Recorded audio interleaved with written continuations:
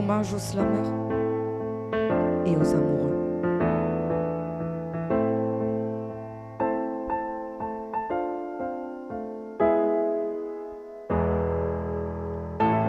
Roméo habite au rez-de-chaussée du bâtiment 3.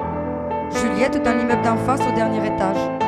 Ils ont 16 ans tous les deux et chaque jour qu'ils se voient, grandit dans leur regard une envie de partage. C'est au premier rendez-vous qu'ils franchissent le pas sous un triste ciel d'automne où il pleut sur leur corps. Ils s'embrassent comme des fous sans peur du vent et du froid, car l'amour a ses saisons que la raison ignore.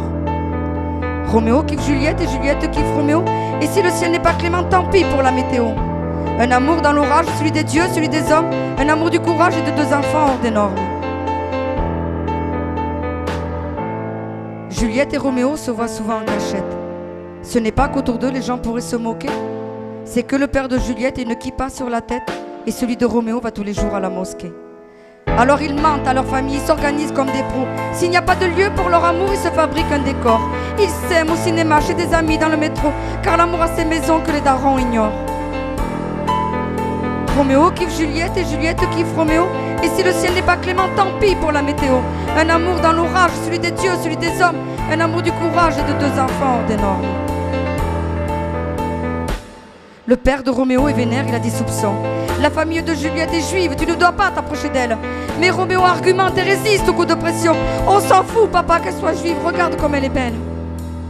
Alors l'amour reste glandé dès que son père tourne le dos. Il lui fait vivre la grande vie avec les moyens du bord. Pour elle, c'est sandwich au grec et cheese au McDo, car l'amour a ses liaisons que les bifetons ignorent. Roméo kiffe Juliette et Juliette kiffe Roméo, et si le ciel n'est pas clément, tant pis pour la météo. Un amour dans l'orage, celui des dieux, celui des hommes, un amour du courage et de deux enfants hors des normes.